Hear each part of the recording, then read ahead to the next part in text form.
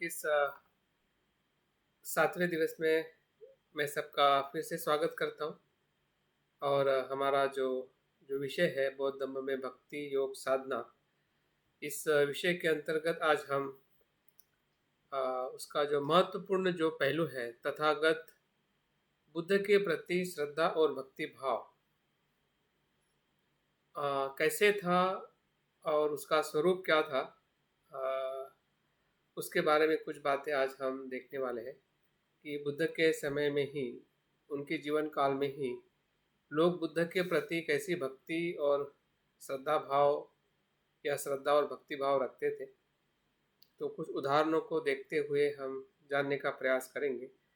कि जिस प्रकार से आजकल हम बुद्ध के प्रति जो हमारी श्रद्धा है, और उस समय बुद्ध जब अस्तित्व में थे या बुद्ध का प्रादुर्भाव हुआ था, हम सभी को पता है कि 2500 वर्ष पूर्व, अगर हम ईस्वीसन 6वीं शताब्दी पूर्व की बात करते हैं तो ये वही समय है कि जब बुद्ध इसी ही धरती पर, जिसे हम जम्बूद्वीप कहते हैं, भारत कहते हैं, इसी द्वीप पर बुद्ध का शारीरिक जन्म हुआ, आध्यात्मिक जन्म हुआ, और जिसे हम कहते हैं धम्म और संघ का भी जन्म हुआ। तो ऐसे तीन रत्न या त्रिशरण जो है, ये इसी ही पावन भूमि पर, जिस समय की हम बात कर रहे हैं 2500 साल पूर्व, तो उस समय सही में बुद्ध को लोग कैसे देखते थे या देखते होंगे। तो इसका बहुत सारा वर्णन जब हम सुत्त पिटक और बहुत सारे बौद्ध साहित्य का अध्ययन करते हैं तो हमें उसका सच्चा स्वरूप पता चलता है कि बुद्ध को किस प्रकार से लोग ग्रहणशील होते थे और उनको क्या लाभ और परिणाम मिलता था। तो आज हमें थोड़ा उसका परीक्षण करने का मौका मिला है कि इस विषय को लेकर हम जानने का प्रयास करेंगे कि बुद्ध के समय भक्ति या बुद्ध के समय जो श्रद्धा भाव जो था लोगों का बुद्ध के प्रति क्या था, कैसे था, क्यों था। तो क्या वो घटनाएं या उस समय की जो श्रद्धा और भक्ति का जो हमें एक वातावरण दिखाई देता है, एक माहौल दिखाई देता है, तो क्या उससे हमें विश्वास हो सकता है कि उस समय में भी लोग श्रद्धा भक्ति से किस प्रकार से बुद्ध को ग्रहणशील होते थे, बुद्ध के संपर्क में आते थे, बुद्ध के सेवास में आके वो श्रोतापन्न से लेके अनंत हो जाते थे। तो ऐसे कुछ पहलू को हम आज विषय में स्पर्श करने वाले हैं। देखते हैं कि हम कितने हद तक उस समय के श्रद्धा और भक्ति के स्वरूप को जान पाते हैं।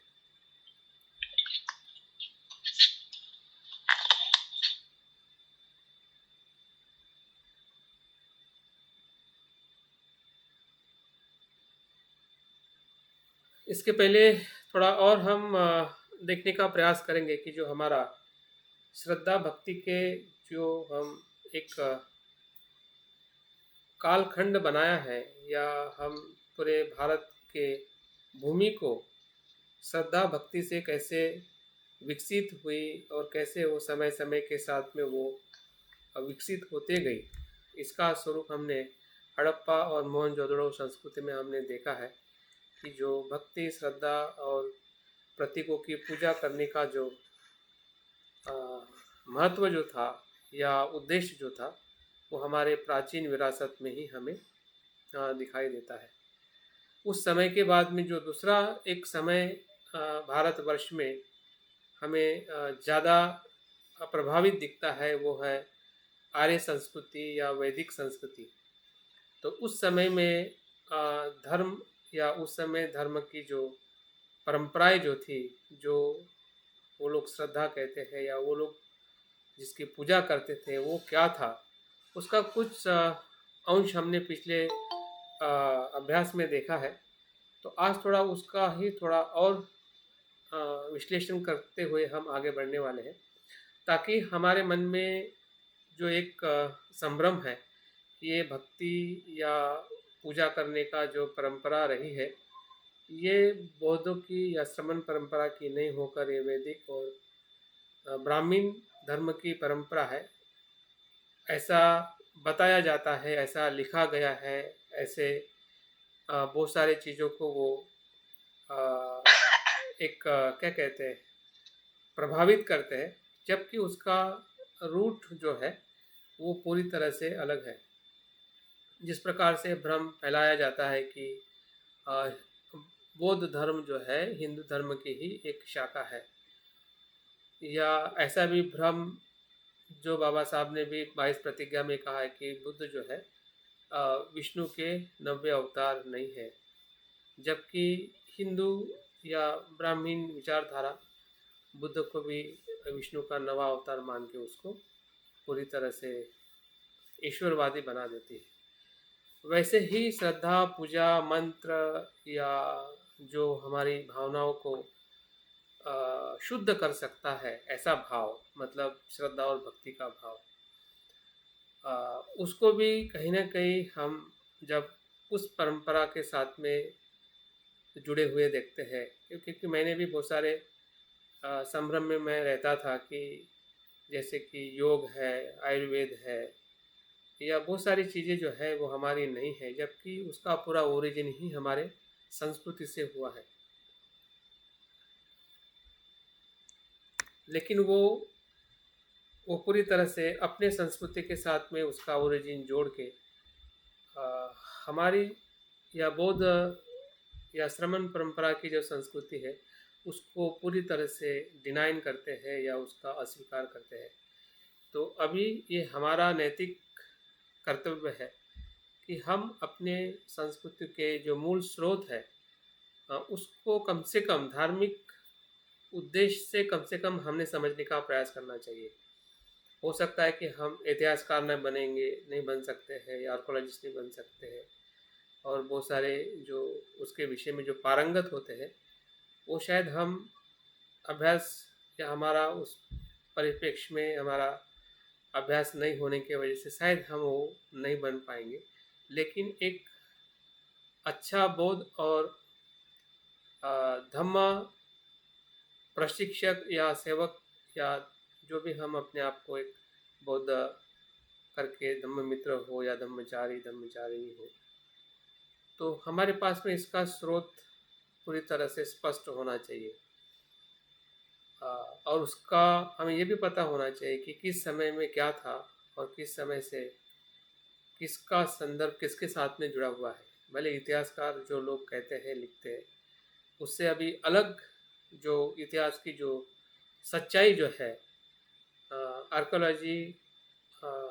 एविडेंस के वजह से पूरी तरह से उथल पुथल हो गई है। और बाबा साहब के भी अगर हम साहित्य में देखते हैं, उनका भी संशोधन करने का जो तरीका है, अगर हम हुएर द शूद्राज, अस्पृश्य, पूर्वी, कौन और कौन थे, इसको हम संशोधनात्मक बाबा साहब की लिखी हुई किताबों को देखते हैं, तो बाबा साहब भी इसी बात पर स्थापित होते हैं कि हम सभी अभी के जो भी अस्पृश्य जो थे वो सभी पूर्व के बौद्ध थे। तो बाबा साहब का इतना विश्वास के साथ में कहना ये कोई सामान्य बात नहीं थी। और आज भी अगर हम उसको पढ़ते हैं तो उसके प्रति जो मूल अवशेष जो है वो हमें इसे ही संस्कृति के माध्यम से उभरते हुए दिखाई देते हैं, कि जिसे हम हड़प्पा, मोहनजोदड़ो, या उसके बाद बौद्ध की जो विरासत रही है लंबे समय तक इस भारत भूमि पर, उसके प्रति बहुत गलत जानकारी या गलत तरीके से उसका इंटरप्रिटेशन हुआ है। और भले उस इंटरप्रिटेशन को क्रांति के रूप में बाबा साहब का साहित्य हमारे साथ में है, या बहुत सारे ऐसे इतिहासकार हैं कि जो सही तरीके से लिख पा रहे हैं और बता पा रहे हैं, लेकिन फिर भी एक बौद्ध उपासक होने के नाते या साधक होने के नाते हमारी भी उतनी ही जिम्मेदारी है कि उन बातों को हम गहराई से और स्पष्टता से समझ के उसका हम एक तो स्वीकार करें, अगर स्वीकार नहीं करना है तो अस्वीकार करें, या कम से कम स्पष्ट बन जाए कि हाँ ये ऐसा था। हाँ? तीनों जगह पे हमारी मतलब एक स्टैंड होना चाहिए। अगर हमें किसी बात को स्वीकार करना है तो पूरी स्पष्टता से स्वीकार करें। अगर लगता है कि नहीं, ये आपके लिए हमारे लिए उचित नहीं है, तो पूरी तरह से उसको अस्वीकार करें। या दोनों भी नहीं कर रहे तो फिर भी हमारे पास में स्पष्टता होना ज़रूरी है कि इसका मूल स्रोत क्या था। तो इस प्रकार से हम विषय को समझने का प्रयास करने वाले हैं, और आज जो विषय है थोड़ा हमें और सच्चाई की तरफ ले जाने के लिए हमें मदद कर सकेगा। तो हम चार बातों को खास देखने वाले हैं आज के इस विषय के अंतर्गत, कि बुद्ध के समय जो वैदिक धर्म था, जिसे हम ब्राह्मण धर्म कहते हैं, तो उनमें पूजा श्रद्धा का क्या स्वरूप था। कुछ मुद्दों को लेके मैं बात करूँगा, बाकी हम अपने चिंतन से भी उस चीज़ को बुद्ध उस समय के वैदिक या ब्राह्मण धर्म को हम समझ सकते हैं। दूसरा जो उद्देश्य जो है इस आज के विषय का, वो है तथागत बुद्ध का जो वैश्विक स्वरूप है या व्यक्तित्व है, उसको समझना। जब तक हम बुद्ध के व्यक्तित्व को नहीं समझते कि बुद्ध क्या है, भंते ने जो लिखी हुई किताब है बुद्ध कौन है,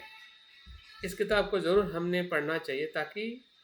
जिस बुद्ध को हम सिर्फ एक ऐतिहासिक पुरुष के रूप में देखते हैं, तो उसके प्रति जो शरण जाने का भाव है या उनके प्रति क्या कहते हैं, समर्पित होने का भाव है, उतना उत्पन्न नहीं होता है, क्योंकि आप उनको सिर्फ एक मनुष्य, ऐतिहासिक मनुष्य के तौर पे देख रहे हैं। लेकिन उस मनुष्य के ऐतिहासिक स्वरूप में जो वैश्विक उसकी जो व्यापकता जो है, या पूरा वैश्विक उसका व्यक्तित्व क्या है, जैसे कि गुणों के माध्यम से या उनके जो शक्तियाँ है, बल है, उसके माध्यम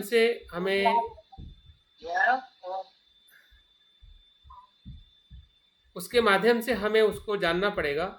तभी जाके बुद्ध के प्रति जो अभी हमारी जो श्रद्धा है, और बुद्ध के समय जो बुद्ध के प्रति श्रद्धा क्यों बड़ी होगी, क्यों मतलब वैदिक परंपरा से सही और शुद्ध रूप की जो श्रद्धा और भक्ति है बौद्ध धर्म से ही आई होगी या बुद्ध के व्यक्तित्व से ही आई होगी, इसका क्या प्रमाण है। ये प्रमाण हमें बुद्ध के व्यक्तित्व को जब हम समझते हैं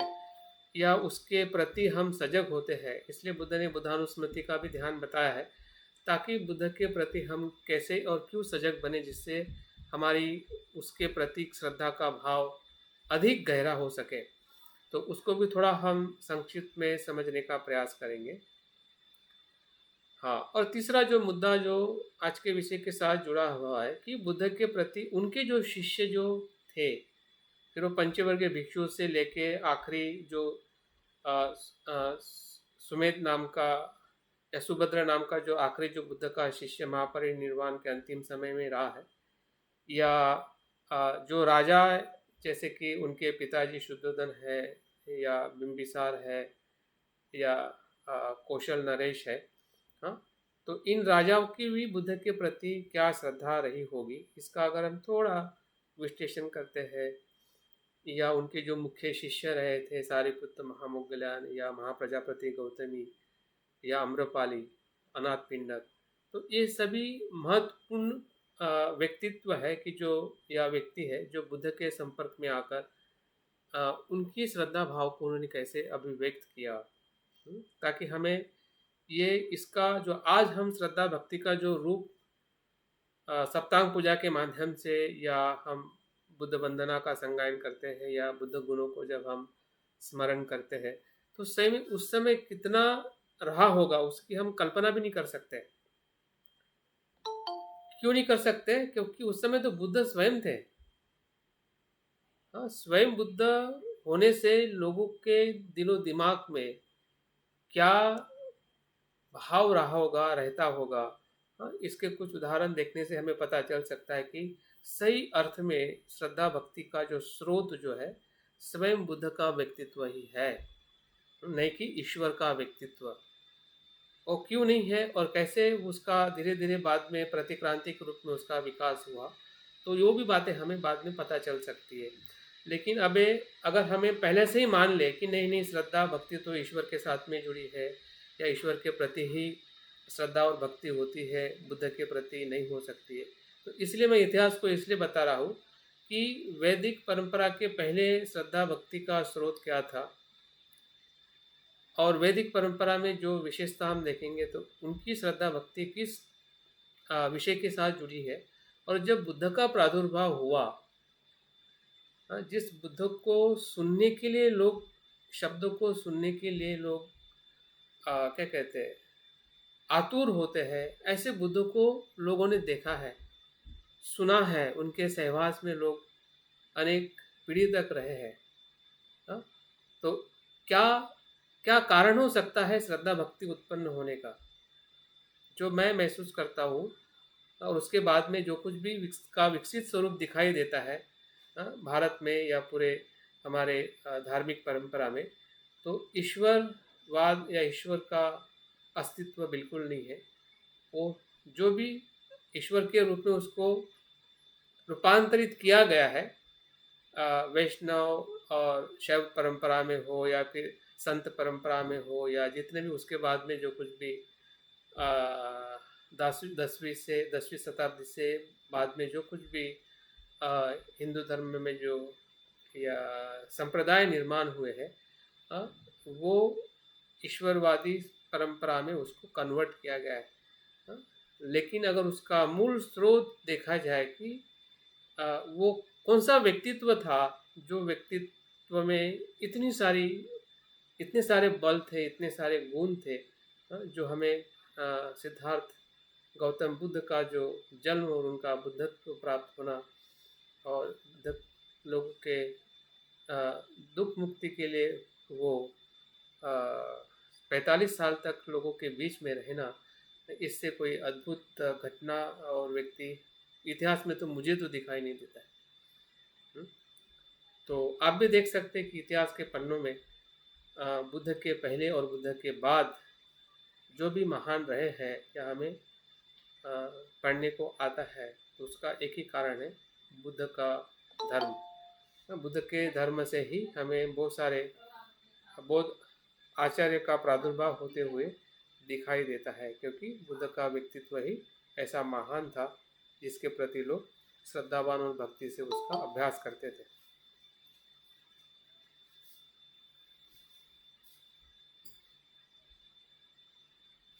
और चौथा और अंतिम जो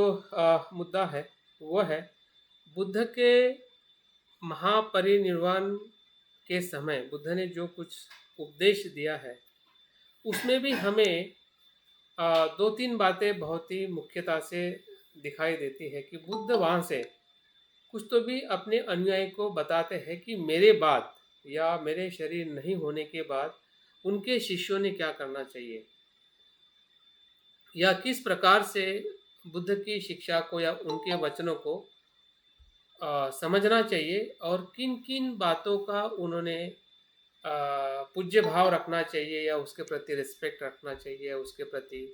आदर भाव रखना चाहिए। और वही कहीं ना कहीं जो प्रतीकात्मक जो बुद्ध ने अपने इस अंतिम उपदेश के समय या मृत्यु के महापरिनिर्वाण के भीतर में जो कुछ उन्होंने बताया है, और उसके बाद में जो एक वहाँ से एक प्रतीकात्मक जो पूज्य भाव या प्रतीकों की जो पूजा होते हुए हमें दिखाई देती है, जिसमें फिर हमारा बोधि वृक्ष हो या बुद्ध के पद चिन्ह हो या स्तूप हो, अशोक चक्र हो, धम्म चक्र हो, या ऐसे बहुत सारी जो प्रतीकात्मक जो पूजा है, प्रतीकात्मक पूज्य भाव है, उसके प्रति जो श्रद्धा और भक्ति का एक विकास होते हुए दिखाई देता है। अशोका के समय हम बाद में आएंगे, लेकिन हम यहाँ पे बुद्ध के पहले का जो समय है, जो वैदिक धर्म और बुद्ध के समय स्वयं वो रहते हुए, और बुद्ध के महापरिनिर्वाण के समय उन्होंने जो आगे के लिए जो निर्देश दिया है, जिसमें हमें श्रद्धा और भक्ति का कुछ न कुछ बीज रूप में भी क्यों ना हो, मतलब अभी जो विकसित हुई जो हमें श्रद्धा और भक्ति दिखाई देती है अलग अलग बौद्ध परंपराओं में, तो उसका कहीं ना कहीं शुरुआत जो है बुद्ध के अंतिम उपदेशों में भी हमें ढूंढने को मिल सकता है। देखते हैं एक एक मुद्दों को हम थोड़ा समझने का प्रयास करेंगे, ताकि हमारी जो स्पष्टता जो है वो बहुत ही अ, सम्यक हो सके। तो पहला प्रश्न जो हमारे पहले विषय के साथ में ही जुड़ा हुआ है, जिससे हम आगे बढ़ सकते, क्या हड़प्पा संस्कृति वैदिक थी? इस प्रश्न से अगर हम आगे जाते हैं तो जो भी अवशेष का अध्ययन करने के बाद या इतिहास को दोबारा परीक्षण करने के बाद जो इतिहासकारों ने और जो एविडेंस ये प्रूव करते हैं कि क्या वो वैदिक संस्कृति थी या नहीं, अगर थी तो क्या प्रूफ है, या क्या उसके प्रलेख है या स्रोत है, या नहीं थी तो क्या उसके स्रोत है। इससे हम दिलो दिमाग में एकदम हम क्लियर हो सकते हैं, ताकि हमारे मन में ऐसा कभी भी संभ्रम ना हो कि जो भी हम श्रद्धा और भक्ति की जो कुछ भी हम बात करते हैं वो वैदिक संस्कृति से है। देखिए यहाँ पे कुछ बातें मैंने संकलित की है, जिससे हमें बात पता चलती है कि ये जो हड़प्पा संस्कृति की जो मुख्य विशेषता जो है उसका उल्लेख ऋग्वेद में मिलता नहीं है। जैसे कि क्या नहीं मिलता है? अब ये क्यों ये हड़प्पा संस्कृति वैदिक नहीं है, उसका कुछ कारण है। क्योंकि ऋग्वेद, ऐसा बताया जाता है कि ऋग्वेद वैदिक धर्म का या ब्राह्मण धर्म का मुख्य स्रोत है, मुख्य ग्रंथ है। तो उसमें हड़प्पा संस्कृति के बारे में ऐसा कुछ भी लिखा हुआ नहीं मिलता है, वर्णन नहीं मिलता है। इसका मतलब वो वैदिक संस्कृति नहीं है, वो पूरी तरह से हड़प्पा श्रमण संस्कृति है। जैसे कि नियोजित नगर है, शिल्प है, वाणिज्य है, ईंटों की रचना है, ये सभी हड़प्पा संस्कृति की विशेषता रही है, नहीं कि वैदिक संस्कृति की। तो इससे हमें एक बात पता चल जाती है कि हड़प्पा संस्कृति को वो अपनी बता के, हाँ, वो ये बताते हैं कि वैदिक परंपरा बहुत प्राचीन है, 5000 साल पहले की, जबकि 5000 साल पहले उनका प्रवेश ही भारत में नहीं हुआ था। 5000 साल पूर्व जो कुछ संस्कृति थी वो हड़प्पा के यहाँ के मूल निवासी, मूल श्रमण परंपरा थी। तो इससे हमें बहुत ही स्पष्ट हो जाना है। आगे और कुछ बातों को हम देखते हैं कि हड़प्पा संस्कृति की जो ओरिजिन का जो समय है 2500 से 1900 ईस्वी सन पूर्व तक, जबकि ऋग्वेद का काल जो है 1500 ईस्वी सन पूर्व माना गया है। तो समय के हिसाब से भी हमें उसमें कुछ तालमेल नहीं दिखाई देता है। एक तो साहित्य के हिसाब से कोई तालमेल नहीं, उनके साहित्य में ऐसा वर्णन नहीं किया गया है। अगर हम समय के हिसाब से देखते हैं, हाँ, तो समय के हिसाब से भी वैदिक संस्कृति का या वैदिक परंपरा का जो आगमन है, हाँ, उसके 1500 साल ईस्वी सन पूर्व हुआ है।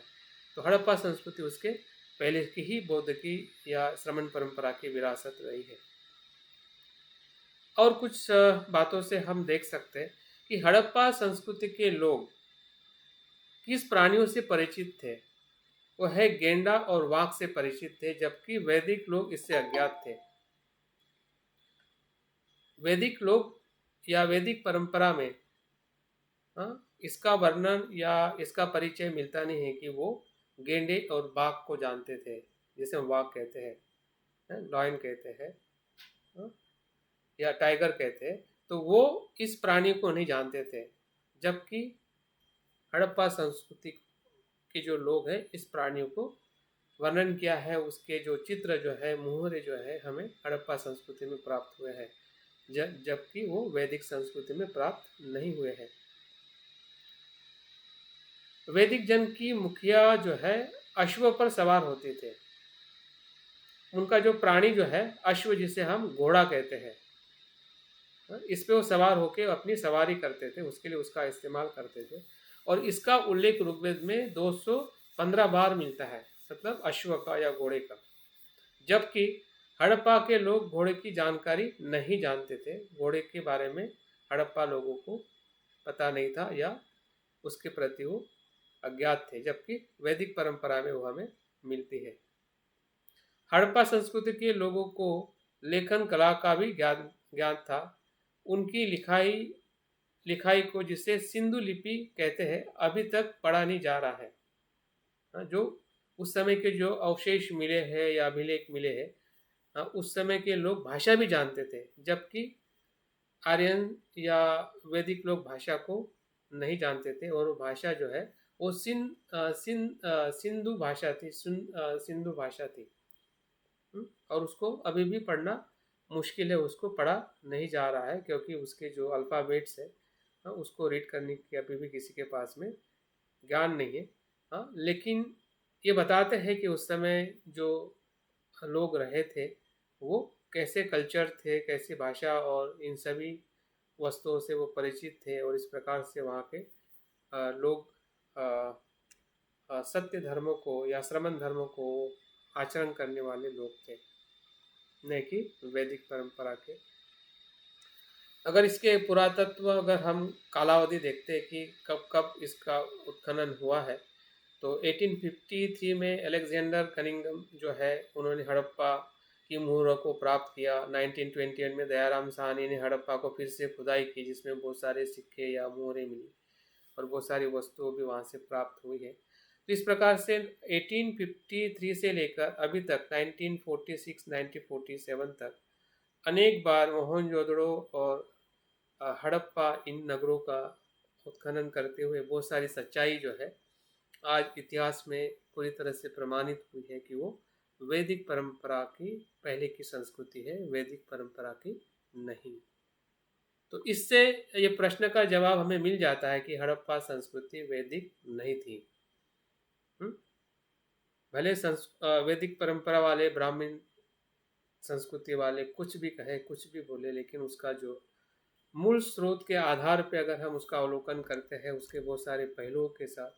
तो उनका हड़प्पा या श्रमण संस्कृति के साथ उस समय कुछ भी लेना देना नहीं था। जो भी उन्होंने वैदिक परंपरा ने जो कुछ भी सीखा, वो श्रमण परंपरा से सीखा, नहीं कि श्रमण परंपरा ने वैदिक परंपरा से। आगे देखते हैं कि उनकी और विशेषता क्या थी, जिससे हमें एक बात स्पष्ट हो जाए कि जो भी वैदिक युग है, जिस युग में उनकी जो कुछ भी श्रद्धा और धर्म का, उनका जो भी धर्म की जो परंपरा रही होगी, वो उनकी विशेषता क्या है। तो अगर हम उसका समय देखते हैं, तो ऐसा बताया जाता है कि 1900 से लेके 1500 ईस्वी पूर्व के बीच में आकी जाती है। ऋग्वेद में आर्य शब्द का 36 बार उल्लेख किया गया है। मतलब आर्य, ऋग्वेद और वैदिक परंपरा, इसको अगर हमें समझना है, तो ऋग्वेद में जो ये आया हुआ आर्य शब्द जो है, इससे पता चल जाता है कि आर्यन जो है ऋग्वेद को साथ में लेके या फिर यहाँ पे आने के बाद उसकी रचना की गई है। ऋग्वेद आर्य भाषा का प्राचीनतम ग्रंथ है, उनकी भाषा का ये प्राचीनतम ग्रंथ है। ये वैदिक संस्कृत में लिखा गया है, जिसे बुद्ध के समय छंदक संस्कृत कहा जाता था, जो सिर्फ ब्राह्मण कम्युनिटी के लोग या ब्राह्मण लोग ही उसको बात करते थे, और किसी को भी वो भाषा नहीं आती थी, ना वो सिखाई जाती थी। लेकिन इसमें मुंडा और द्रविड़ शब्दों भी मिलते हैं। शायद ये शब्द हड़प्पा लोगों की भाषाओं से ऋग्वेद में चले गए। मतलब इस प्रकार के शब्द है या कुछ भी वर्णन हमें एक जैसा अगर दिखाई देता है, जो हड़प्पा संस्कृति में भी हो और ऋग्वेद या वैदिक कल्चर में हो, तो इससे हमने बिल्कुल निसंकोच देखना चाहिए कि ऋग्वेद ने या वैदिक परंपरा ने उसी में से ही लिए हुए वो शब्द है, जबकि वो उनके खुद के शब्द नहीं है, या खुद की जो उसके प्रति जो मान्यता है, उस समय जो वैदिक परंपरा के पहले जो मान्यता चल रही होगी श्रमण परंपरा में, उसी परंपरा से लेके अपने नाम से या अपने उद्देश्य से उन्होंने उसको स्थापित करके आगे बढ़ाई है। और हम देखते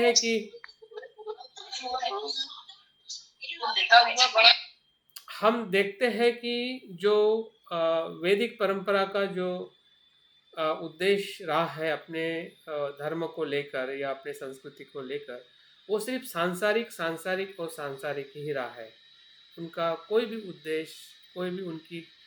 आचरण पद्धति आध्यात्मिक उन्नति के लिए बिल्कुल नहीं थी। वैदिक परंपरा की, भले वो कितना भी कहे कि वे धार्मिक थे या उनकी परंपरा श्रेष्ठ है, तो किस अर्थ से श्रेष्ठ है, ये प्रश्न हमने भी पूछना चाहिए अपने आप से। या वो लोग कह रहे हैं इसलिए हमने मान लेना चाहिए? हम इसलिए मान लेते हैं क्योंकि हमें उसके बारे में ज़्यादा पता नहीं होने की वजह से हमें लगता है कि हो सकता है कि उनकी परंपराएं श्रेष्ठ होगी, लेकिन किस अर्थ से वो श्रेष्ठ है और किस अर्थ से श्रेष्ठ नहीं है, अगर बाबा साहब के हम राइटिंग्स को पढ़ते हैं उससे भी हमें पूरी तरह से स्पष्ट पता चलता है कि किस प्रकार की उनकी परंपराएं रही थी और किस प्रकार से वेदों में या उनकी ग्रंथों में लिखा हुआ उनका ही सच उनके गले में अभी अगर हम बात करते तो उतरता नहीं है, क्योंकि जो लिखा है बाबा साहब ने वही बात की है, लेकिन वही चीज़ उनको आज बुरी लगती है कि आप हमारे परंपरा, हमारे धर्म के बारे में आप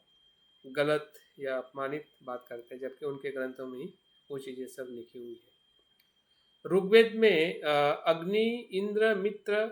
वरुण आदि देवताओं की स्तुति का संग्रह मात्र है और जिनकी रचना विभिन्न गोत्रों के ऋषि और मंत्र दृष्टाताओं ने की है। भारत में आर्य अनेक अलग अलग समय में अलग अलग अनेक बार वो आए हुए, ऐसा इतिहास बताते हैं। अगर उसका समय जैसे कि पहले बताया गया है कि ईस्वीसन 1500 के ईस्वीसन पूर्व के आसपास, मतलब बुद्ध के जन्म के 500 वर्ष पहले या 600 वर्ष पहले उनका आगमन हुआ है और वहाँ से लेकर बुद्ध के समय तक उनकी जो विशेषता है क्या रही है, इससे हमें ये पता चल सकता है कि उस समय उनकी जो श्रद्धा या भक्ति किस स्वरूप में थी। जो आज जिस प्रकार से वो श्रद्धा और भक्ति को लेकर अपने इतिहास को दोहराते हैं कि नहीं ये तो सब कुछ वेदों में या वैदिक परंपरा से ही आया हुआ है, जबकि अगर हम देखते हैं तो वो उस प्रकार से नहीं है, बल्कि बौद्ध परंपरा से ही बहुत सारी जो चीज़ें जो है लेकर उन्होंने अपने धर्म परंपरा में विकसित की हुई है। तो ऐसा कहा जाता है कि वैदिक जब भारत में ईस्वीसन पूर्व 1500 में आए तो उनका स्थानिक जनों से संघर्ष हुआ, मतलब भारत के मूल निवासियों से, और आर्य के जिस राज्य ने उन्हें पराजित किया था, राजाओं ने, वो वे उनको दास या शूद्र कहलाने लगे। इस शूद्र की जो संकल्पना है कि इसे ही आक्रमण होने के बाद जो भी मूल निवासी जो पराजित हुए थे उन्हीं को ही दास या शूद्र कहने लगा। इसका भी वर्णन हमें ऋग्वेद में ही मिलता है। तो हमें इस बात का पूरी स्पष्टता होती है कि आर्य आने से या आर्य आने के बाद भारत की जो मान्यता है या भारत में जो कुछ भी धार्मिक जो स्वरूप रहा होगा वो क्या था, और उसके पहले क्या था, और उसके बाद में बुद्ध आने से क्या हुआ, इसको हमने थोड़ा अलग अलग करके देखना चाहिए ताकि हमारे मन में स्पष्टता के साथ हम अपनी श्रद्धा को विकसित कर सकें। ऋग्वेद में दस्यु हत्या शब्द बार बार उल्लेख मिलता है। दस्यु लोग लिंग पूजक थे और दूध के लिए पशुपालन नहीं करते थे। यहाँ पे इसका संदर्भ लेते हुए जो दस्यु हत्या है, मतलब दास की हत्या करने के जो उल्लेख है ऋग्वेद में बार बार आते हैं। अनेक बार उस शब्द का वहाँ पे इस्तेमाल किया गया है। और जो दस्यु लोग हैं या मूल निवासी जो है वो लिंग पूजक थे, हाँ, और वो दूध के लिए पशुपालन नहीं करते थे।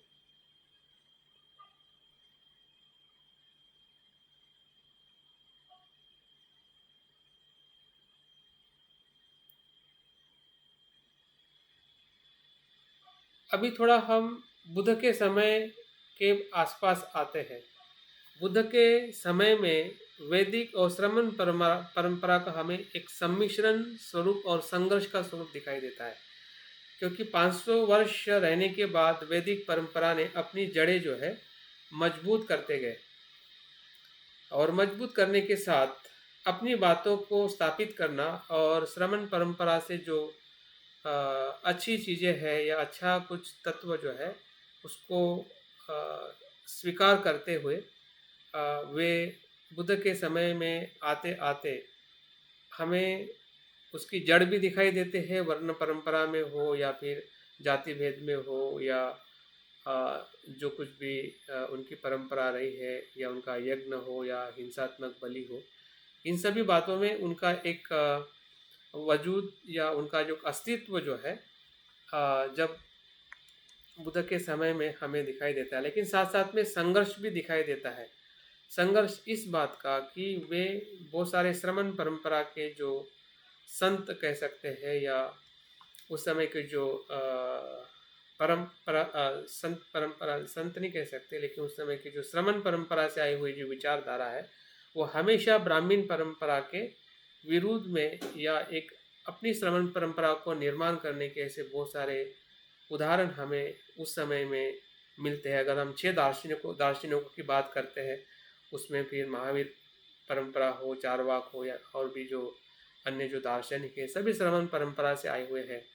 बुद्ध का भी स्वयं का धर्म श्रमण परंपरा से आया हुआ है, लेकिन उसी समय वैदिक परंपरा का भी एक अपना वजूद या उनकी जो जड़ें जो है मजबूत हो रही थी, और दोनों भी अपने अस्तित्व के लिए या उनका जो ज्ञान जो था प्राप्त करने के लिए और लोगों को बांटने के लिए हमेशा वो संघर्ष करते थे, क्योंकि ब्राह्मण वर्ण के अनुसार सिर्फ ब्राह्मण ही ज्ञान ले सकता है और बांट सकता है, दे सकता है। अन्य जाति का, अन्य वर्ण का जो व्यक्ति है वो सिर्फ पढ़ सकता है। विशेषता क्षत्रिय को वो पढ़ने का अधिकार था, लेकिन क्षत्रिय को अधिकार नहीं था कि वो शिक्षा औरों को दे। तो ये जो एक कॉन्फ्लिक्ट था समाज में, और एक रूढ़िवादी जो ब्राह्मण कल्चर या ब्राह्मण धर्म ने जो अपने पूरे सिकंजे पूरे भारत में या भारत का जो भी वो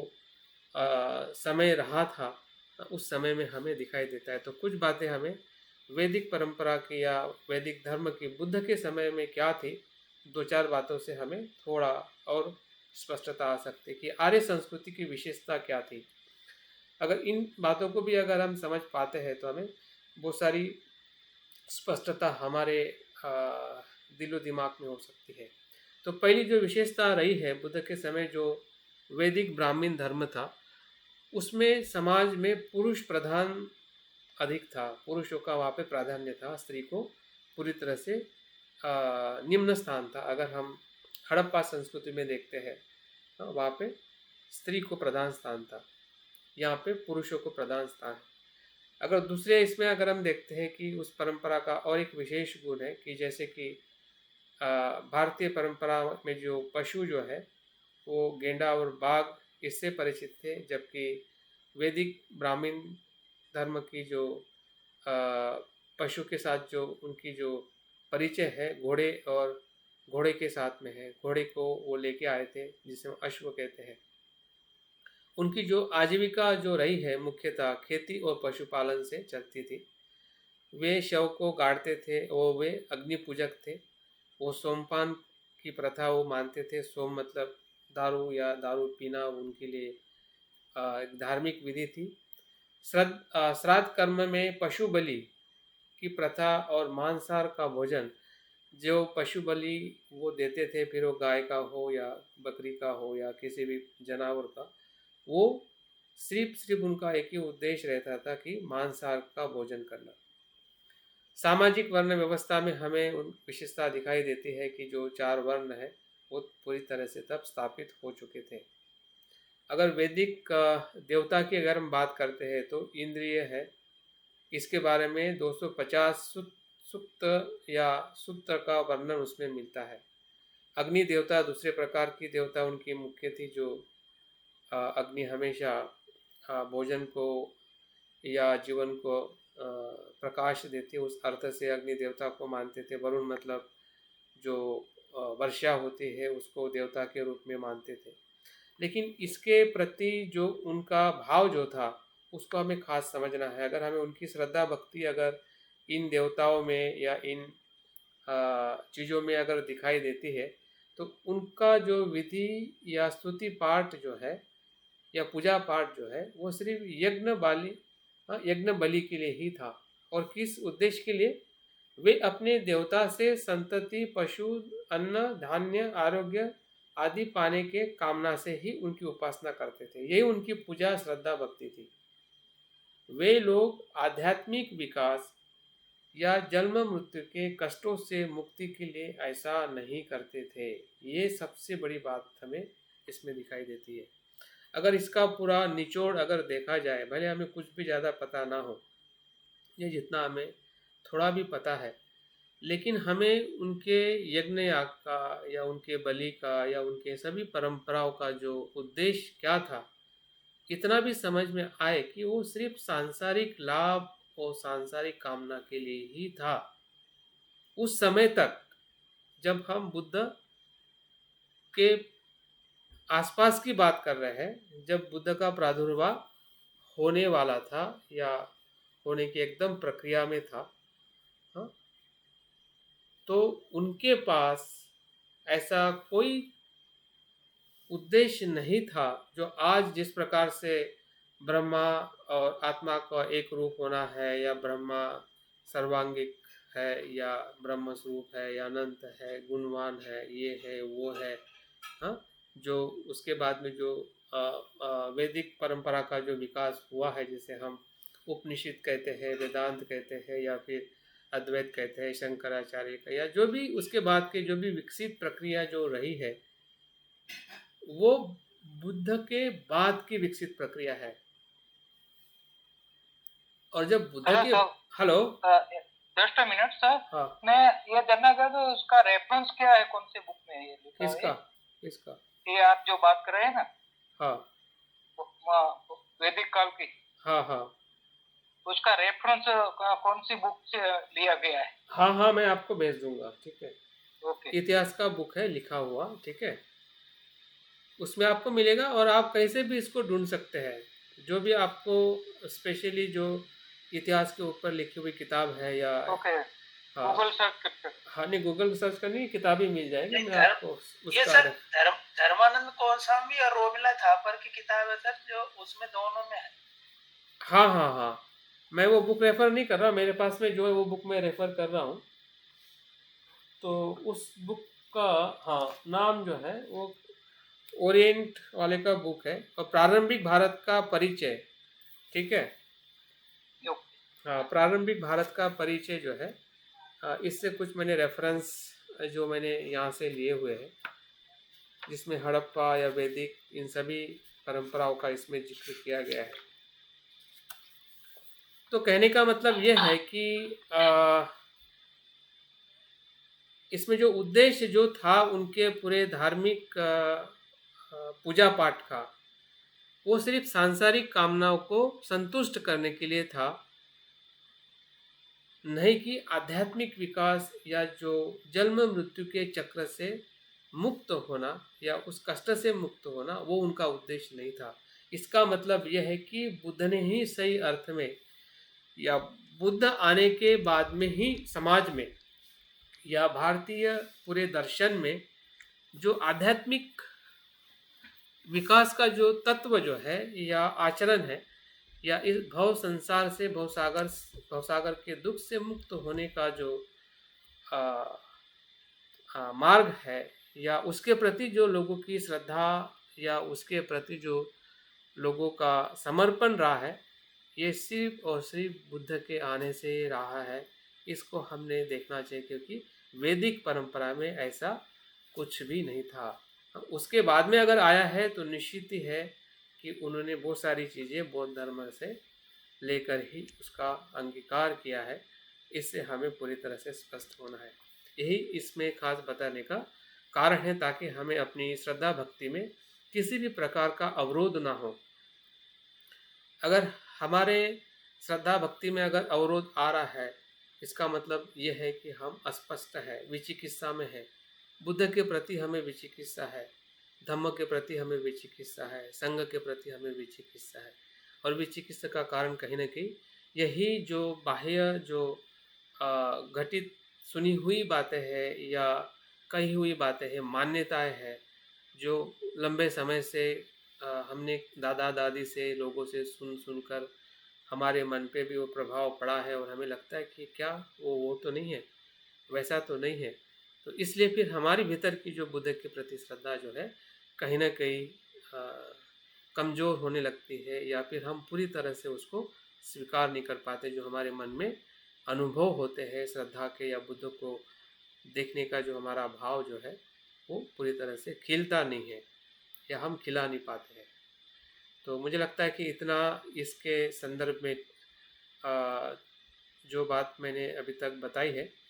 वो यही बताने का प्रयास किया है कि हमारे जो संभ्रम जो है, उससे थोड़े हम स्पष्ट हो जाए, कितने हो रहे हैं, कितने हम होने की संभावना है, ये फिर से हमारे ही चिंतन पे आधारित है कि हम कितना सही दिशा में चिंतन कर पा रहे हैं या हम कर सकते हैं, ताकि जो बातें बताई जा रही है या जो बताने का मैं प्रयास कर रहा हूँ, इसका मेरा एक ही उद्देश्य है कि हमारी जो श्रद्धा भक्ति जो है, उसमें कोई अवरोध है,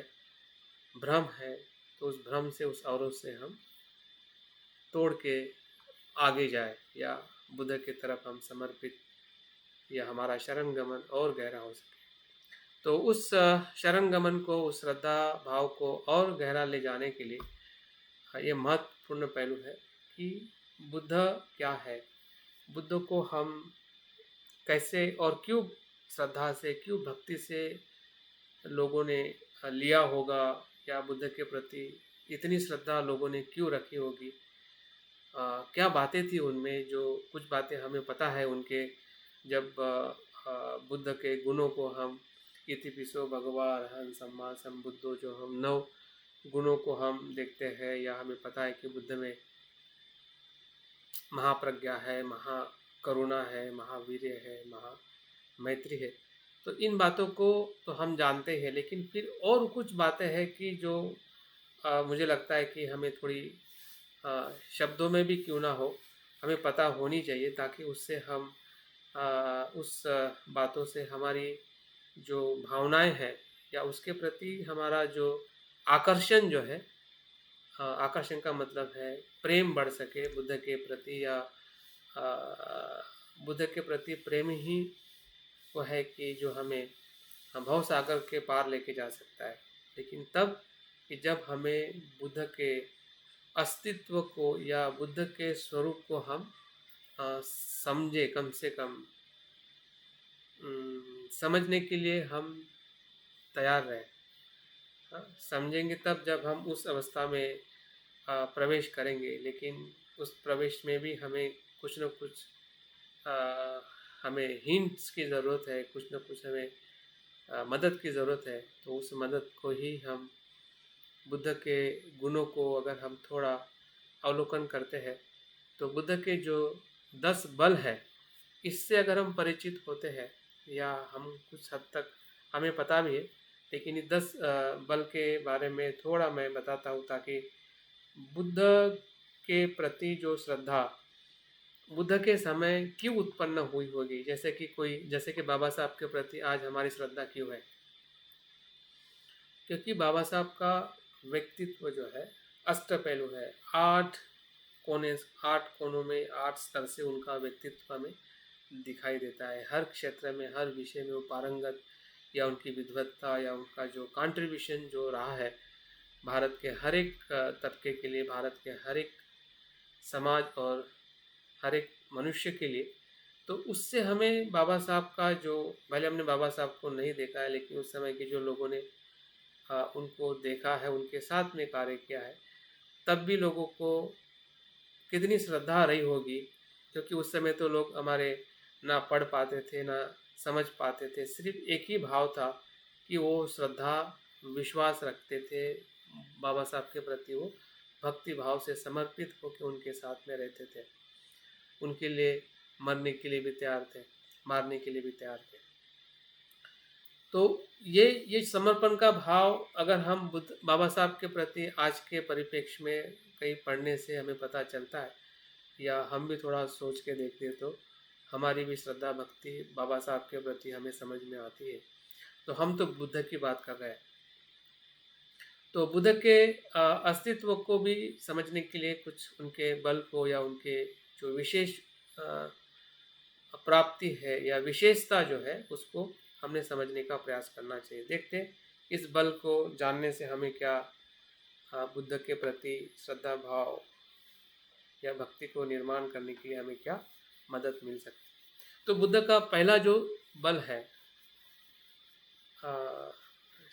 बुद्ध के जो 10 बलों में पहला जो बल है वह है मानसिक शक्ति को उचित एवं अनुचित में भेद करती है। बुद्ध की जो मानसिक शक्ति कैसी है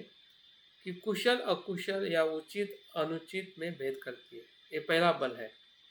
दूसरा जो बुद्ध का बल जो है वो कर्म के प्रतिफल का उन्हें ज्ञान होता है कि किसी भी कर्म का अगर कुशल कर्म है तो उसका प्रतिफल क्या मिलेगा, कब मिलेगा, कैसे मिलेगा, या अगर अकुशल है उसको भी जानना उनका सबसे श्रेष्ठ बल है। तीसरा जो बल है सृष्टि की विभिन्न स्थितियों का ज्ञान, जो सृष्टि में जो कुछ भी परिवर्तन या जो अवस्थाएं जो होती रहती है, बदलाव होते रहता है, उसका भी बुद्ध को ज्ञान होता है, ये भी उनका सबसे सर्वश्रेष्ठ बल है। चौथा जो बुद्ध का जो बल है मुक्ति के सभी स्वरूप को जानना, किस इंसान को किस प्रकार से मुक्ति मिलेगी, किस प्रकार से व्यक्ति विमुक्त होगा, अनंत होगा या किसी अवस्था श्रेष्ठ अवस्था में जाएगा, हर एक चीज का बुद्ध को ज्ञान होता है, वही सबसे बड़ा उनका बल है। चेतन प्राणी के सभी विभिन्न स्वभाव को जानना, यह भी उनका महत्वपूर्ण बल है कि जो भी चेतन अस्तित्व है, फिर वो प्राणी से लेके मनुष्य से तक लेके देवताओं तक, जो भी अस्तित्व जो है उनके वो स्वभाव को जानते हैं और वो अच्छी तरह से उसे समझ पाते हैं और उसके प्रकार से उनको ज्ञान या उनको मदद करते हैं। छठा जो बल है सभी कार्यों के अंतिम गंतव्य का ज्ञान। अंतिम गंतव्य मतलब अंतिम तक ले जाने का जो मार्ग है, किसी व्यक्ति को आखिरी तक, अगर सामान्य व्यक्ति से असामान्य व्यक्ति तक या निर्वाण तक ले जाने का जो स्वभाव है या उनका ज्ञान है, वो भी 10 बल में महत्वपूर्ण है। सातवां जो बुद्ध का जो बल है कि समाधि मुक्ति एवं शांति के विभिन्न अभ्यासों का उनको ज्ञान है। हम देखते हैं कि समाधि बुद्ध ने समत और विपස්සना के आधार पर हम देखते हैं कि 40 प्रकार की बुद्ध ने ध्यान साधनाएं सिखाई है। विपश्यना को भी बुद्ध ने अलग अलग प्रकार से हमें समझाने का प्रयास किया है। तो बुद्ध के पास में बहुत सारे विभिन्न मार्ग है, विभिन्न अभ्यास है जो हमें बताते हैं और वो उनका श्रेष्ठ बल है। आठवां जो बल जो है वो पूर्व जीवन का ज्ञान है, स्वयं का भी और औरों के भी पूर्व जीवन का उनको ज्ञान है, ये भी सबसे बड़ा बल है। अगर हम जातक कथा को पढ़ते हैं तो उसमें स्वयं के पूर्व जन्म के बारे में पूरा वर्णन हमें मिलता है। इतना ही नहीं तो बहुत सारे अपने मित्रों के बारे में, परिवारजनों के बारे में, या जो कुछ भी इवन शहरों के बारे में भी बताते कि ये शहर पहले क्या था, किस समय में ये इस शहर का क्या नाम था। मतलब हर चीज़ का वो पूर्व ज्ञान का जो बल है बुद्ध के पास में होता है। जो 9वां जो बल है वो है असीम शांति, दिव्यतम असीम शांति, डिवाइन पीसफुलनेस, आध्यात्मिक परम शांति, ये उनका, और हमेशा परम शांति में रहते हैं, ऐसा उनका बल है। और 10वां बल जो है वो है सभी बुरे आश्रवों का विषयगत पूरा ज्ञान। जो भी आश्रव है, फिर वो कामाश्रव हो, भवाश्रव हो, या विभावाश्रव हो, अज्ञान या आ, हम्म, अज्ञान का आश्रव हो, तो इन सभी आश्रवों का उन्हें भली भांति ज्ञान है और वो जानते हैं कि उससे कैसे विमुक्त किया जाता है या तोड़ा जाता है। तो इस प्रकार से 10 जो बल अगर हमें बुद्ध के व्यक्तित्व में हम महसूस करते हैं कि जिस बुद्ध के प्रति मेरी श्रद्धा क्यों हो और क्यों उसके प्रति मेरा भक्ति भाव हो या लोगों का भक्ति भाव उस समय रहा होगा, जो भी उनके समीप थे और समीप जो नहीं भी थे, सिर्फ सुना भी होगा। ऐसे भी बहुत सारे उदाहरण हमें दिखाई देते हैं कि जिसने बुद्ध को देखा ही नहीं, बुद्ध के अस्तित्व होने के बाद में भी बुद्ध को देख नहीं पाया, फिर भी वो उसके प्रति, बुद्ध के प्रति उनकी कितनी श्रद्धा रही होगी, क्योंकि उन्होंने किसी न किसी अपने मित्रों से या दूसरे भिक्षुओं से सुना होगा कि बुद्ध ऐसे होते हैं, वैसे होते हैं, बुद्ध ऐसे दिखते हैं। तब भी उनके प्रति जो श्रद्धा भाव रहा होगा, क्यों रहा होगा? क्योंकि बुद्ध के जो 10 बल जो है, वे वे जानते थे, या उसके बल के कारण बुद्ध जो है हमेशा उस अस्तित्व को या उस व्यक्तित्व को वो हमेशा लोगों के अस्तित्व के साथ में जुड़े रहते थे। जैसे कि उदाहरण के तौर पे अगर हम देखते हैं कि सूरज जो होता है या पृथ्वी होती है, तो सूरज और पृथ्वी के अपने बल है, और वो बल जो होता है सूरज और पृथ्वी का, वो अपने आप में ही हमें सुरक्षा देता है।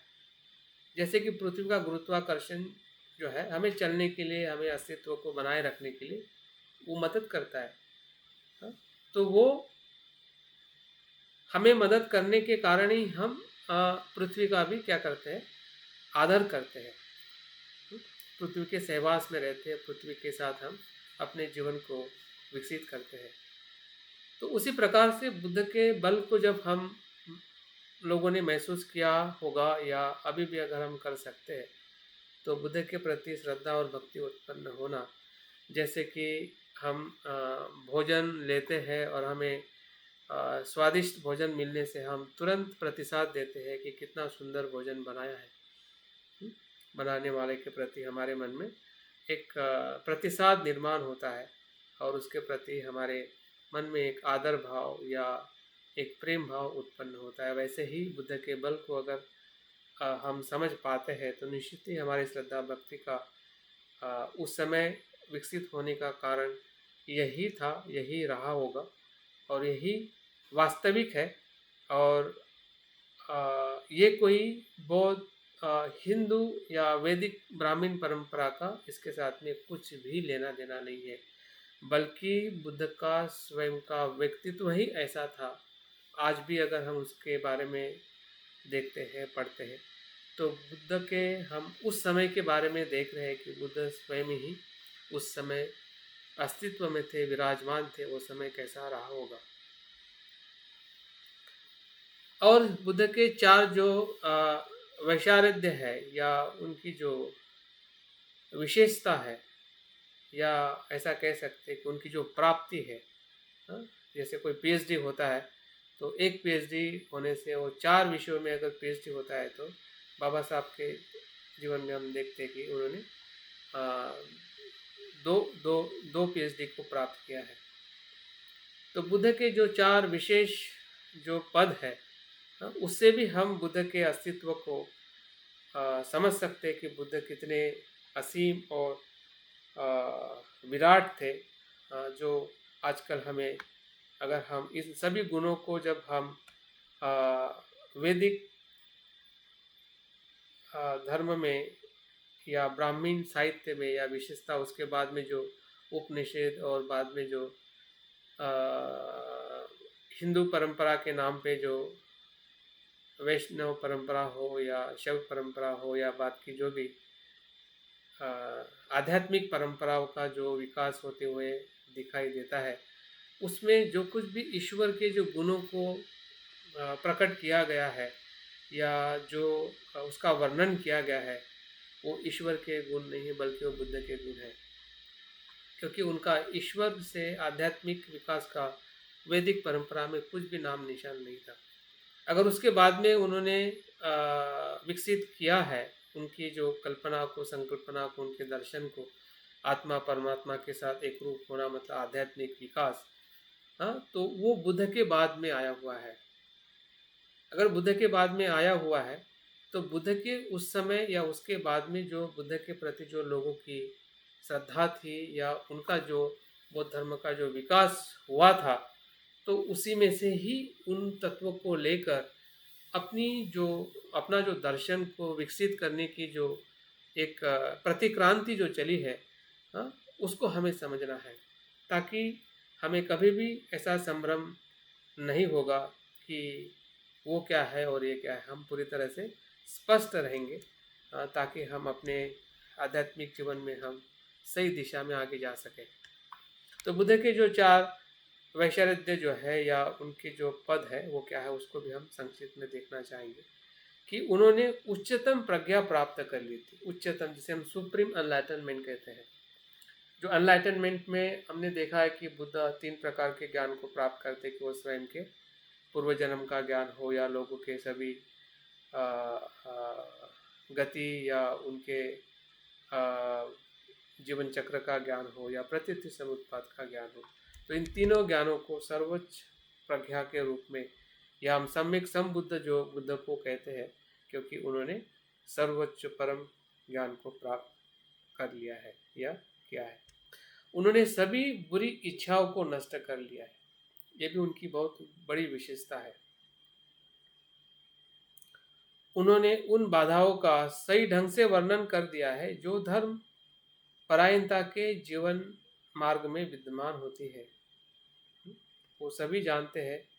उन सभी बाधाओं को, समस्या को या निवरण या हम बंधन ये कहते हैं, 10 बंधन हो या फिर 5 निवरण हो, उन सभी को भली भांति जानते हैं और उन्होंने उसका पूरी तरह से क्या कहते हैं, बंधन को तोड़ दिया है।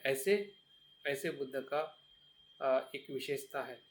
उन्होंने सच्चे ढंग से मुक्ति मार्ग की शिक्षा दी है। उन्होंने जो प्राप्त किया है वो सिर्फ स्वयं के लिए ही नहीं, बल्कि उन्होंने लोगों को भी या लोगों को मतलब सभी जीव मात्रा को दुख मुक्ति का मार्ग भी दिखाया है। ये भी उनकी सबसे बड़ी विशेषता है। तो इस विशेषताओं को अगर हम 2 शब्दों में देखते हैं कि उनका जो प्रज्ञात्मक जो पहलू जो रहा है, बुद्ध की प्रज्ञा का कोई अंत नहीं, और जो बुद्ध की प्रज्ञा का जितना हम अनुभव करें या बुद्ध को हम समझे या उनके शरण में जाए, इसका मतलब हम प्रज्ञा की शरण में जाना है। हाँ, मतलब बुद्ध के प्रति समर्पण होने का ऐसा कुछ भी ऐसी बात नहीं है कि हमें नुकसान होगा या हम गुलाम होंगे या हमारा विकास नहीं होगा या हमें कुछ परेशानी होगी या हम अंधश्रद्धा में जाएंगे। ऐसा बिल्कुल बिल्कुल नहीं हो सकता है, क्योंकि हम बुद्ध की शरण में जाते हैं श्रद्धा से या भक्ति से। जब हम बुद्ध की शरण में जाते हैं तो उनके जो प्राप्ति का जो ख्याल अगर हम रखते हैं कि हम बुद्ध की शरण में जाने का मतलब क्या, बुद्ध के प्रति श्रद्धा भक्ति रखने का मतलब क्या, वो अंधश्रद्धा हो ही नहीं सकती है अगर हम शुद्ध मन से अगर बुद्ध की शरण में या उनके प्रति भक्ति भाव रखते हैं। तो ये तभी संभव है कि जब हम बुद्ध के इन बातों को जानते हैं, और ये जानकर ही बुद्ध धर्म में श्रद्धा और भक्ति का विकास हुआ है। ये खास याद रखिए, नहीं कि वैदिक परंपरा के प्रभाव में आकर, नहीं कि ईश्वर परंपरा के प्रभाव में आकर बुद्ध के प्रति श्रद्धा भक्ति का भाव विकसित नहीं हुआ है, बल्कि बुद्ध स्वयं में ही इतने सूर्य के समान स्वयं प्रकाशित या असीम और प्रज्ञापूर्ण थे या है कि जिसके प्रति हम सहजता से हमारी श्रद्धा और भक्ति उत्पन्न होती है, जिसको हम अभी भी महसूस कर सकते हैं।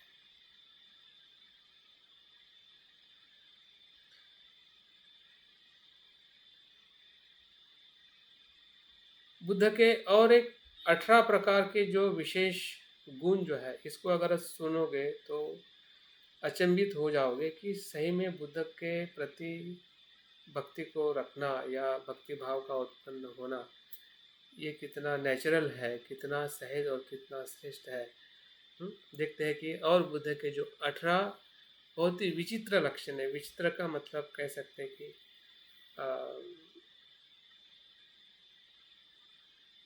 एक अद्भुत चमत्कारिक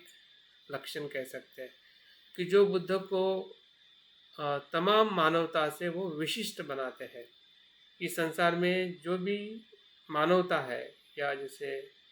हम कह सकते हैं कि जो ह्यूमैनिटी है, मानवीय जो कुछ भी अच्छाई है, उस सभी अच्छाई से भी श्रेष्ठतम अच्छाई बुद्ध की इन गुणों में। तो वो क्या है उसको सिर्फ मैं पढ़ के बताता हूँ, जिससे हमें उनके प्रति जो आदर भाव है वो और असीम और गहरा हो सकता है। ध्यान से सुनिए, ताकि हो सकता है कि सुनते सुनते ही हमें उसका अनुभव होने लगे। पहला जो लक्षण जो है, वे या मतलब बुद्ध कोई गलती नहीं करते। अनादि काल से उन्होंने अपने आपको नैतिकता, ध्यान, बुद्धि, जिसे हम प्रज्ञा कहते हैं, करुणा से अनुशासित कर लिया है, और उसके परिणाम स्वरूप उनका वर्तमान जीवन दोष से मुक्त है एवं सभी बुरे विचारों से भी मुक्त है। तो इस अर्थ से बुद्ध का जो पहला जो लक्षण जो है, वो कोई भी गलती नहीं करते हैं। और क्यों नहीं करते उसका भी पूरी तरह से हमें एहसास होता है कि बुद्ध मतलब क्या। बुद्ध का शब्द ही एक अपने आप में ऐसा सुंदर और श्रेष्ठता के तरफ ले जाने वाला है। अगर हम बुद्ध के समीप जाते हैं, बुद्ध के प्रति अगर हम समर्पित होते हैं, तो वे अपनी देशनाओं में, दूसरा जो गुण है, वे अपनी देशनाओं में दोष रहित है, बुरे विचारों से मुक्त है। जब कभी वे बोलते हैं, ये उनकी पारमार्थिक अग्रसर वक्ता पटु से उत्पन्न होता है और श्रोताओं को जीवन की एक उच्च अवधारणा की ओर अग्रसर करता है। अगर हम किसी भी सूत्र को सुनते हैं, पढ़ते हैं, तो हमें आखिरी में ये हर एक सूत्र में हमें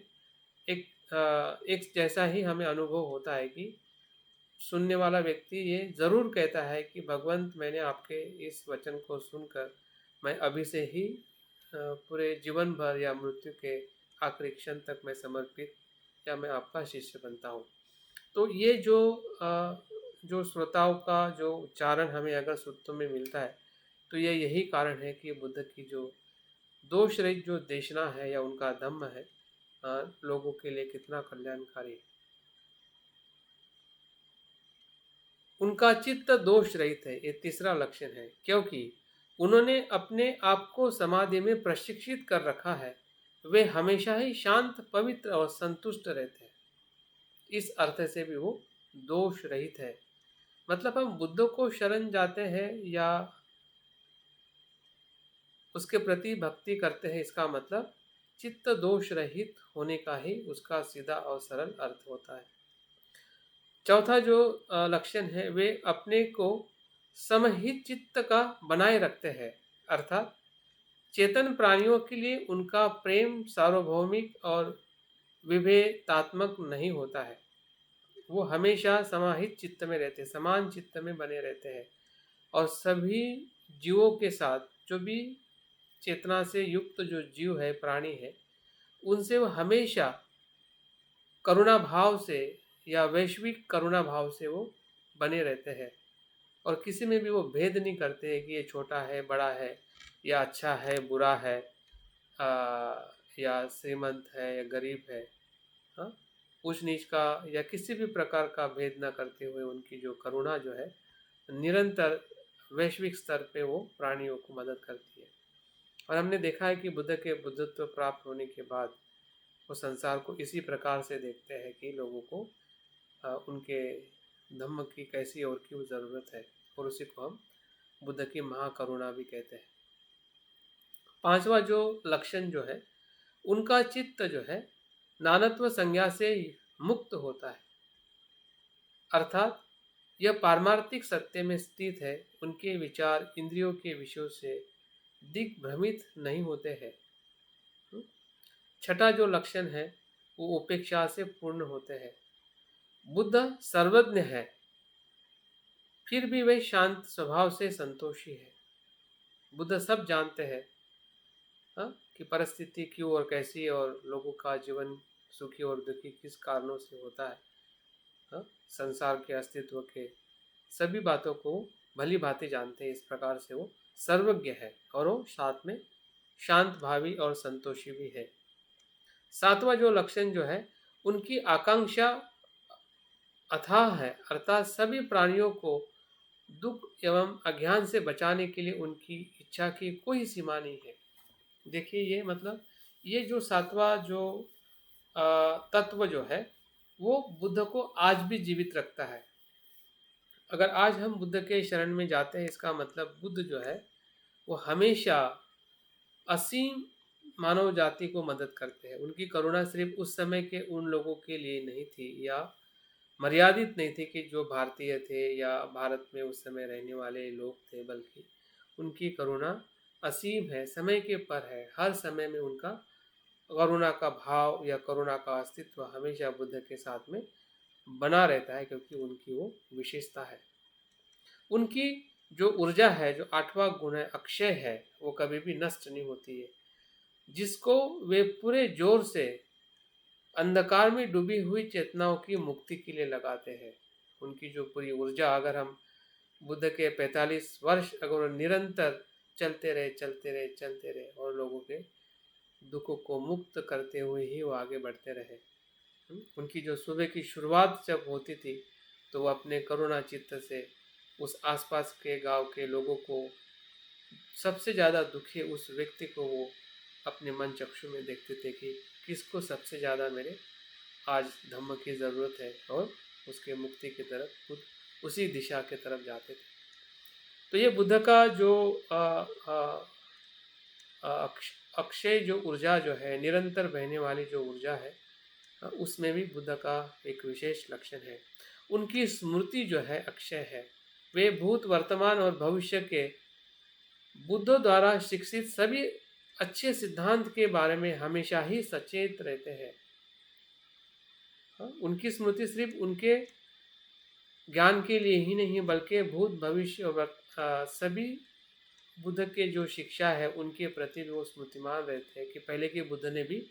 जो उचित और अनुकूल शिक्षा बताई है, और भविष्य के बारे में, भविष्य में भी जो बुद्ध बताएंगे या उनकी जो शिक्षा रहेगी उसके बारे में भी वो स्मृतिमान रहते हैं, या स्मृतिमान होने का उनका एक विशेष लक्षण है। तो अगर इस अर्थ से जब हम बुद्ध को देखते हैं और उसके प्रति श्रद्धा और भक्ति अगर हम विकसित करते हैं, तो निश्चित है उसमें हमारा कभी भी अकल्याण या हमारी हानि नहीं हो सकती। वो हमेशा हमें सफलता और आगे की तरफ ही हमें लेके जा सकती है। 10वीं जो उनका लक्षण है, उनकी प्रज्ञा अक्षय है, अर्थात सीमा रहित एवं पूर्ण ज्ञान से युक्त होने के कारण वे सभी प्राणियों की भलाई के लिए देशना करते हैं।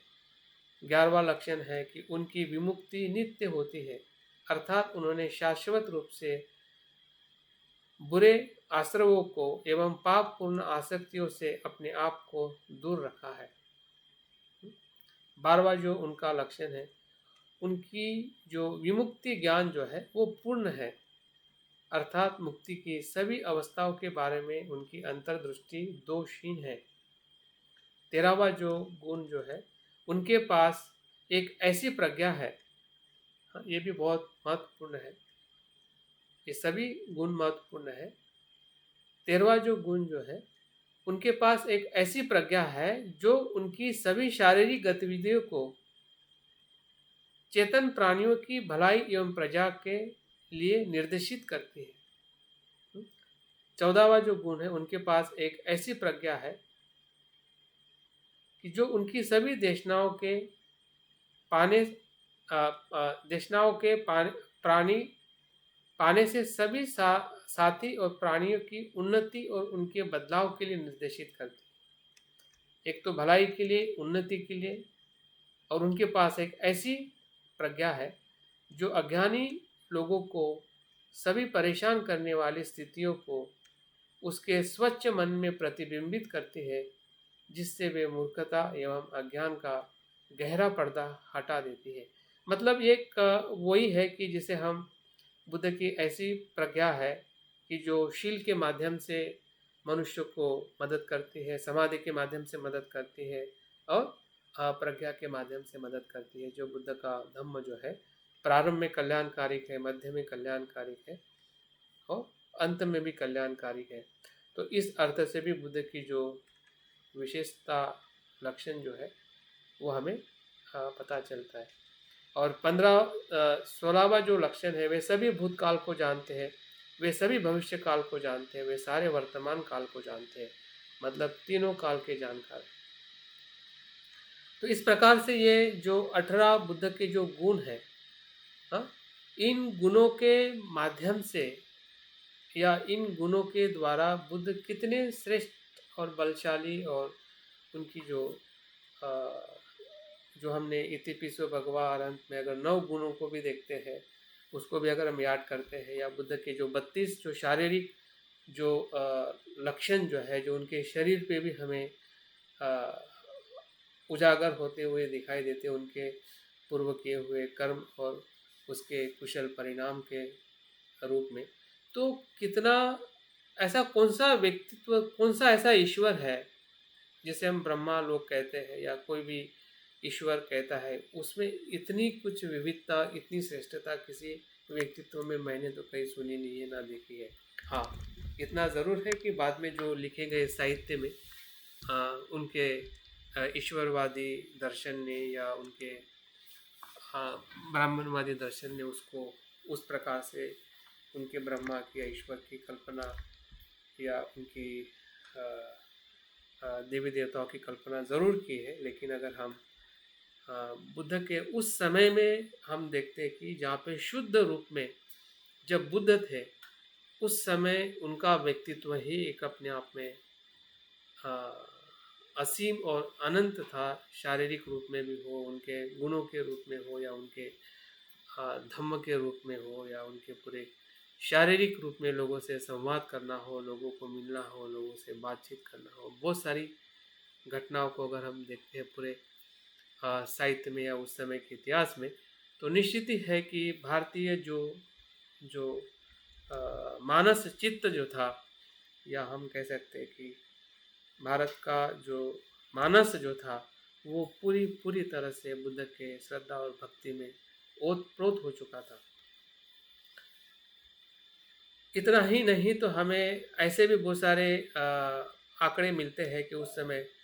जो अरहंतों की संख्या जो थी बुद्ध के समय के महापरिनिर्वाण तक 1,60,000 के आसपास या उसके ऊपर पहुंच चुकी थी। तो अरहंत की भूमि थी,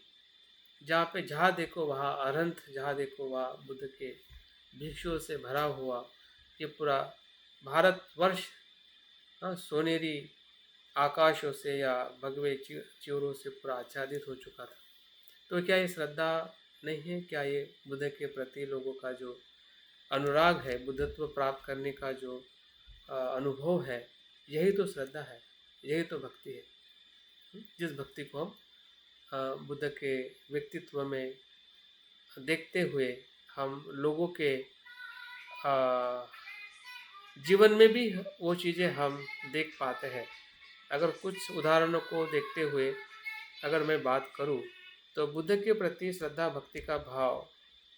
किन किन लोगों में हम इतिहास के तौर पे या कुछ उदाहरणों को देखते हैं, तो सबसे पहले अगर बुद्ध के प्रति श्रद्धा भाव रखने वाले पंचवर्गीय भिक्षु थे। हमें कहानी के या घटना के तौर पे पता है कि जैसे बुद्ध को वो बाहर दूर से देखते हैं और अपने मन में एक भाव बनाते हैं कि उसका हम ना आदर करेंगे, ना उसको बैठने के लिए जगह देंगे, ना पानी देंगे, ना उनको सम्मान करेंगे। लेकिन जैसे जैसे बुद्ध समीप आते हैं, उनके व्यक्तित्व से, उनके पूरे प्रज्ञा का जो एक प्रभामंडल है या उनकी जो करुणा जो थी उनके प्रति, अपने मित्रों के प्रति, उसी कहीं न कहीं प्रतिभाव की वजह से उनके मन में सबसे पहले श्रद्धा भाव निर्माण होता है। हुँ? अगर वो श्रद्धा भाव या खुलापन या उनके सुनने की जो उसके साथ ग्रहण करने की अगर वो भाव निर्माण नहीं होता, तो शायद जिस प्रकार से ऊपक बुद्ध से मिलने के बाद बुद्ध से वो जुड़ नहीं पाता है, क्योंकि